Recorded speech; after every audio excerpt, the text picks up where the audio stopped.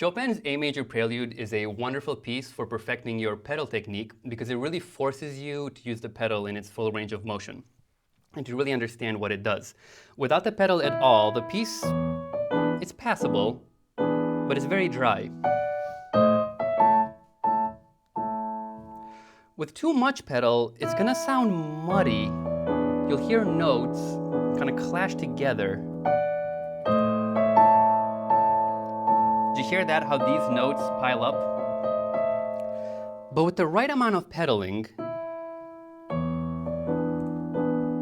the piece comes alive.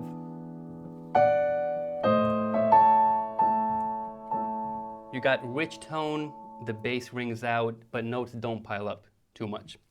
So I want to use this episode of Amateur Hour to talk about the pedal, really delve into it, really understand what it does, how it works, why Anton Rubinstein called it the soul of the piano. And I don't fully agree with that in some cases.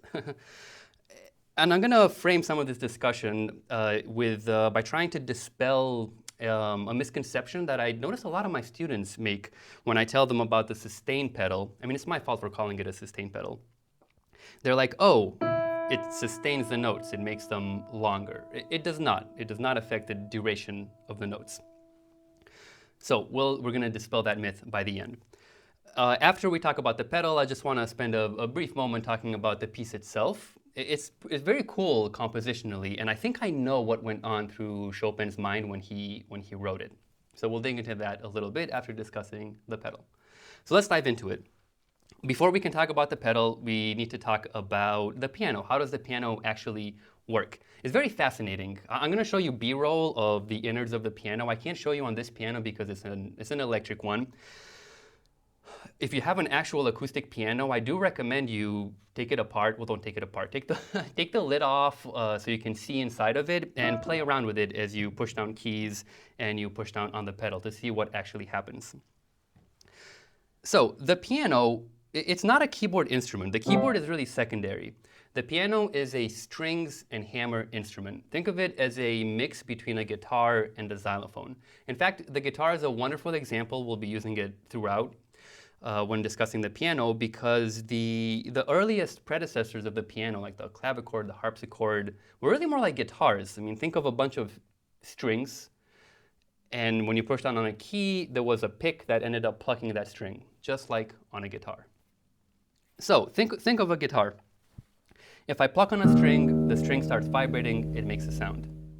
Very simple. Same thing with the piano. When I push down on a note, a hammer gets launched, it hits the string vibrates, makes a sound. But have you thought about how that sound actually stops? Why does it die out? Or how do you make it stop? Again, let's use the guitar as an example. If I were to pluck a string and just let it vibrate, eventually, because of physics and whatnot, that string is going to slowly stop vibrating.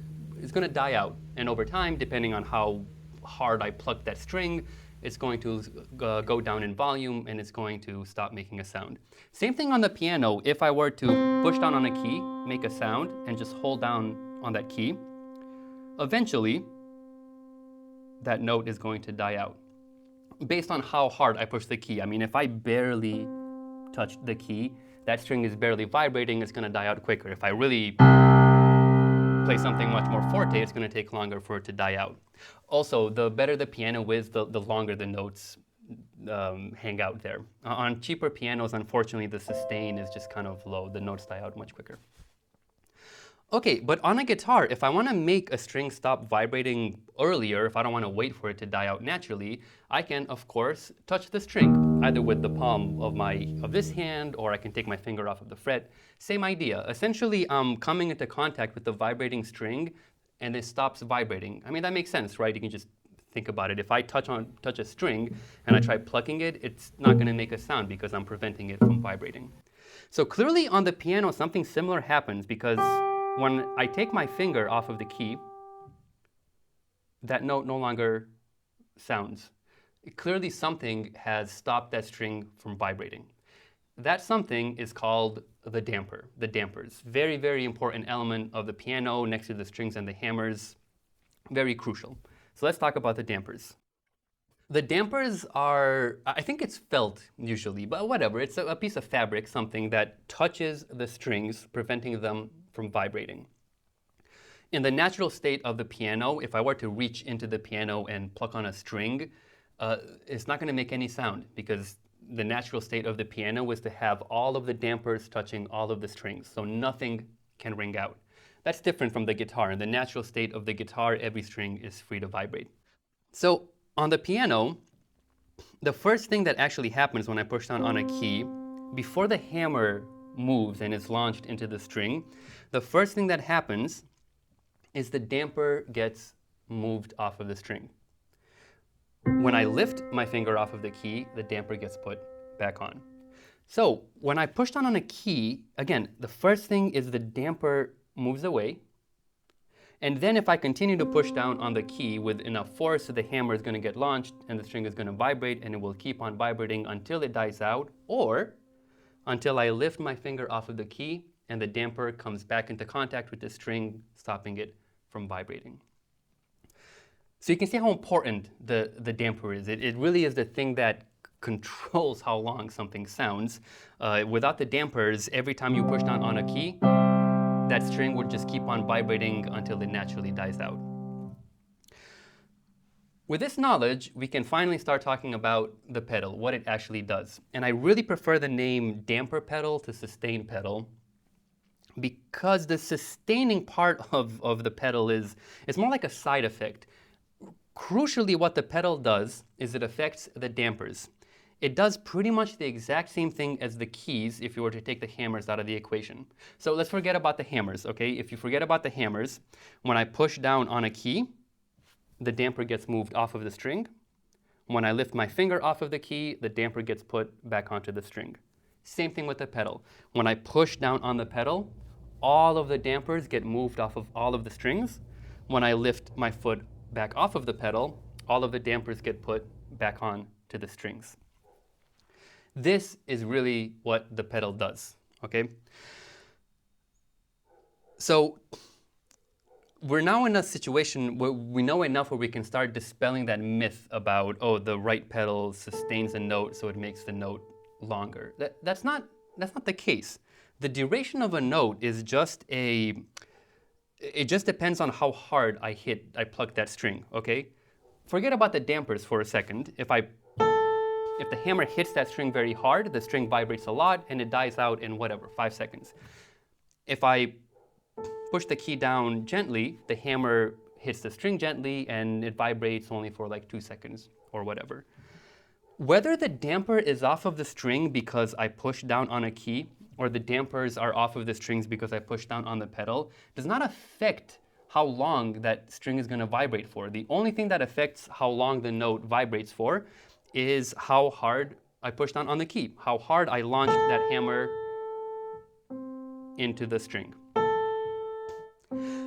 Now, I think just a quick technical aside, I have a feeling because of sympathetic vibrations, when you push down on the pedal, maybe the notes are last a little bit longer, maybe, but I'm not actually sure about that. And if there is an effect there, I think it's insanely minimal. So we can ignore it, but I just wanted to give you guys an actually moment.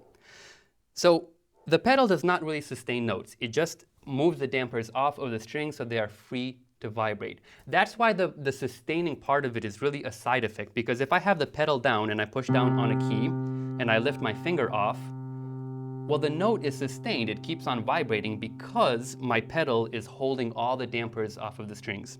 Remember that usually when I lift my finger off of the key, the damper gets put back onto the string, preventing it from vibrating. But if I'm holding down the pedal, when I move my finger off of the key, the dampers remain off of the strings. Therefore, the note keeps vibrating. It is sustained. But again, let's keep calling it a damper pedal, not a sustained pedal, because I think it forces us to really understand what the pedal actually does. Okay, why is the pedal the soul of the piano? Before we can answer that question, one more quick aside. What are sympathetic vibrations? I don't know if, when I was growing up, I don't know why this was like a consecrated thing. In cartoons where like an opera singer, a soprano, would sing a very high note and sustain it, and like a piece of glass would break or something like that. Is that ringing a bell for anyone? That's what sympathetic vibrations are. Think of it, it makes sense. I tried this out on a, on a guitar. If I pluck a note, let's say an A, or a D, because I can sing a D much better. If I were to just sing that note, I notice that string on that guitar vibrating very faintly. And it makes sense, because if that string that I'm plucking makes a particular sound, a particular note, if I make that note, that sound with my mouth, think of it, the air is vibrating, okay? That vibrating air touches that string, and then that string is just going to naturally vibrate along with the sound that I made. That's what sympathetic vibrations are. When something naturally wants to vibrate at a particular, it's called a frequency, but it naturally wants to vibrate, and something else creates a sound that vibrates at that same rate, that thing is going to vibrate sympathetically with the thing that made the sound. On the piano, this is a wonderful, wonderful, rich effect. And when we can hear it, even on this piano, which it's not an acoustic piano, it doesn't have strings, but it simulates these sympathetic vibrations. So for example, let's jump down to holding down a bunch of notes. So I'm going to hold down C, E, G. This is a C major chord. Notice how no sound is happening, right? I push down the keys very gently and very slowly, such that the dampers were moved off of the keys, but the strings are not vibrating. So think about right now the state of the piano. No string can vibrate except for these three notes. I mean, technically, if I were to sing one of these notes with my mouth, it should vibrate a little bit, but again, this isn't a real piano. Let me do something else though. Let me really slam down onto a C note. I think the microphones are picking that up. Let me try even harder. Do you hear something vibrating there?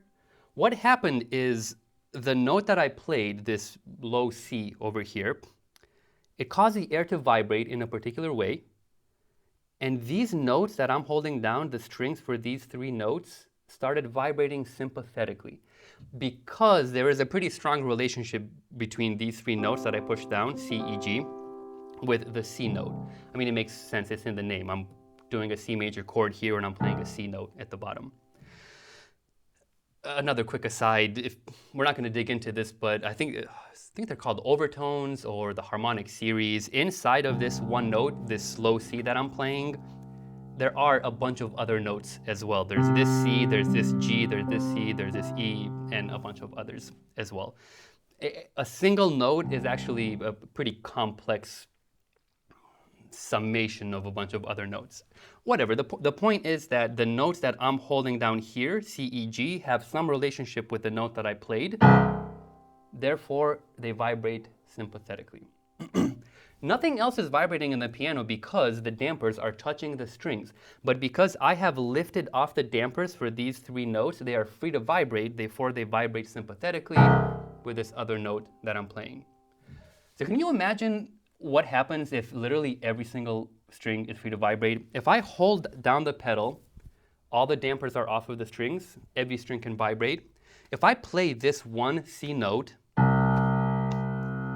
not only am I hearing this C that's vibrating, every single other string that has some relationship with this note that I played is going to vibrate a little bit as well. Again, let me just emphasize that so it's clear. With the pedal down, when I play one note, I am really hearing a bunch of notes, because besides this one string that's vibrating a lot, many, many other strings are vibrating. Some more than others, but they are vibrating and the sound is there. You really do notice it, especially on a real piano, especially on very good pianos. But even on this electric one, and even on cheaper electric ones, they simulate the sympathetic vibration quite well.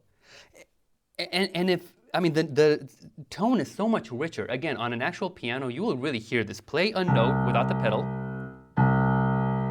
and then play that same note with the pedal, and you will hear it's not just a little bit louder because of all the strings vibrating. It sounds richer, it sounds more beautiful.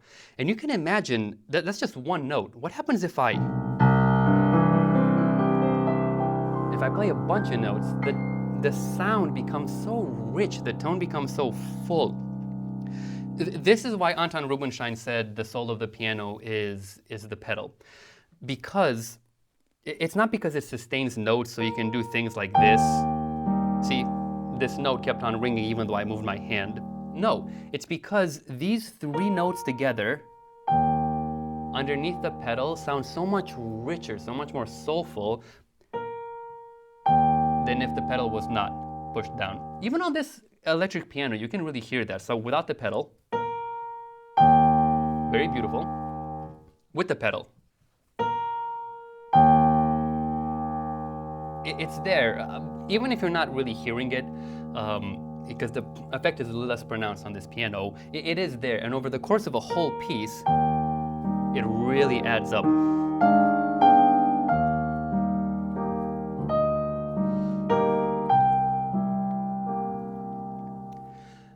Now, I said that I don't really find the pedal to be the soul of the piano. I'm being a little, I think facetious is the word. I really do view the piano more as a percussion instrument. So for me, the richness of the tone, as great as that is, it's not really the primary thing that I get out of the piano. But that's just me. And I fully recognize that for the romantic repertoire, like this piece that we're playing, the pedal makes it so richer, so beautiful. For a lot of repertoires, the pedal really makes the sound just beautiful and soulful. So very, very important. Okay, how do we apply this to the piece, this A major prelude? Even one more thing to talk about, I promise it's the last one. It's called half pedaling. Half pedaling is really what it sounds like.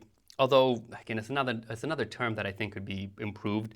It's not about doing only half of a pedal. It's really more like full range of motion pedaling. Again, think about what the pedal actually does. When I push down the pedal, all the dampers are off of the strings.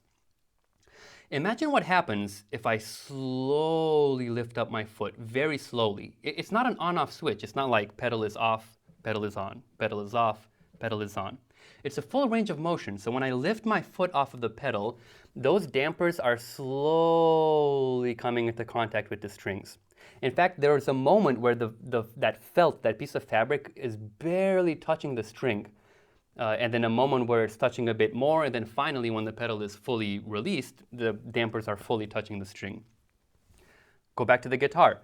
If you make a note ring out and you slowly approach your finger carefully to the string, you will notice how the string doesn't stop immediately. There's a moment where that string is still vibrating, but it's touching your finger a little bit. It makes an interesting sound as well. You can really notice it on acoustic pianos. So the point is, with half pedaling, or better yet, full range of motion pedaling, I can make a sound still be there, but cut out some of that sound. So let's try that again.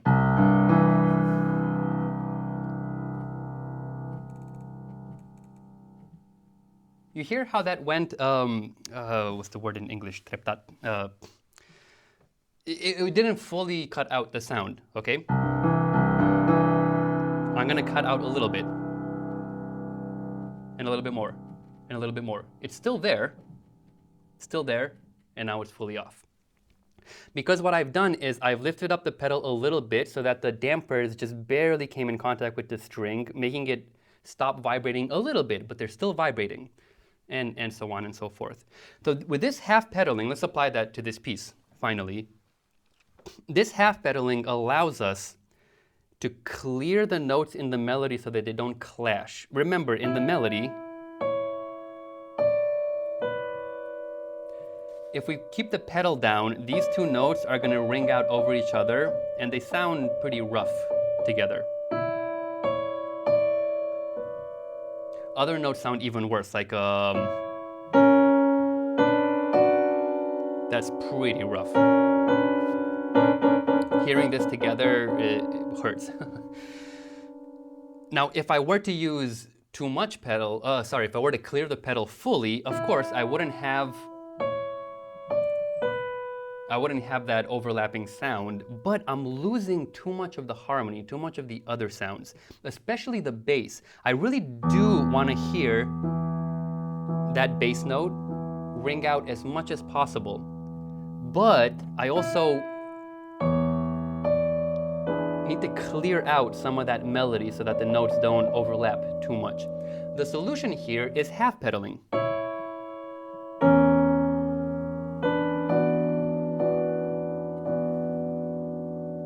You can still hear the bass, this note over there. It didn't die out fully because I only lifted up my pedal a little bit, but because I lifted up my pedal a little bit, these notes didn't clash too much.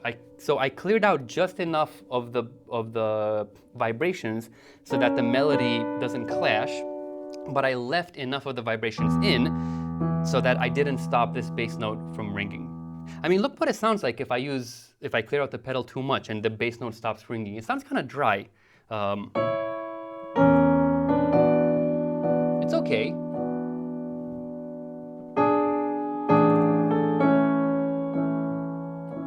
But it sounds so much richer with that bass fully there. And again, it's not just that one bass note that's vibrating. Because I'm using the pedal and just half pedaling, the more this note vibrates, the more all the other strings in the piano vibrate. So the sound just becomes much richer. So the key to this piece is this full range of motion pedaling. Really practice. Yeah, really what you should practice is this full range of motion on the piano. Yeah, play a chord. First things first, lift up your foot as slowly as possible to get used to what it's like for the dampers to go back onto the strings. To really hear when the dampers start touching the strings and at what point the dampers fully went onto the string. And then you can try pumping the pedal to see what it's like to do this half pedaling stuff. Do this just with regular chords. It helps with these bass notes that are much more resonant. But you can try it with melodies as well, stuff in the right hand. Once you have that full control of your pedaling foot, try to apply it to this piece. Really hear very carefully. Be very honest with yourself and hear very carefully. Am I still hearing this bass note? Did I pedal too much? Did I clear the pedal so much that the bass note isn't ringing? Be very honest with the melody. Did I clear it enough so that it doesn't ring out too much? They don't mesh? Or did I not do it enough? So just once you have the full range of motion in your pedal foot, try to apply it to this piece and play very slowly and just very carefully listen and see if you half pedaled, if you full range of motion pedaled correctly. Okay, I'm so glad we were able to do that. Pedal is really the soul of the piano for a lot of pieces, and it's very important to be able to pedal well. Before we play this piece, I promised that I wanted to talk about how the piece was written a little bit. Let's do that. The harmony for this piece is very basic. It's 1-5-1-5. So we're in the key of A major, and really all we're doing is the 5 chord. The 5 chord of the dominant of E major is 1, 2, 3, 4, 5. It's E major. So E major, A major, back to E major, A major. Very, very basic, just 1-5-1-5. Near the end there, he does do a 2-5-1. It's always 2-5-1s. That's a B major, B minor chord, that's your 2. To E major, that's your 5. To the 1 chord.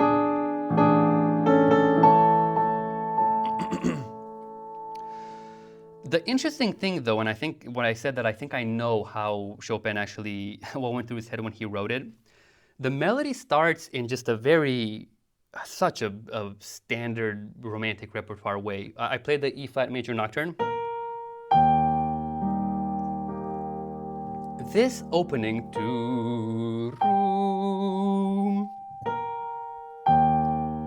when you're spelling out here this one chord, this basic major triad, E flat, G, B flat, consecrated everywhere, Lieberstrom.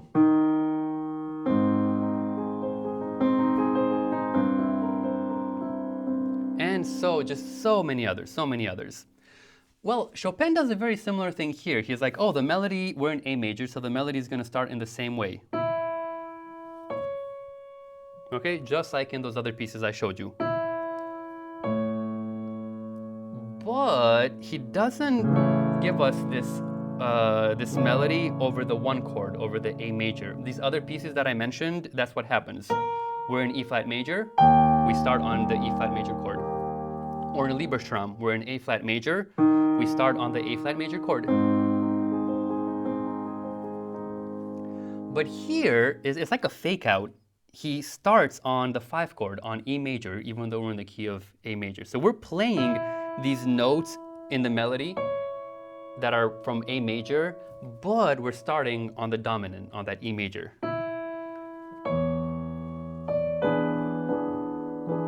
And it gives us all just this cool tension, because I mean, this note, the C sharp, is not part of the E major triad. It's a dissonance. You would call it's a sixth, basically.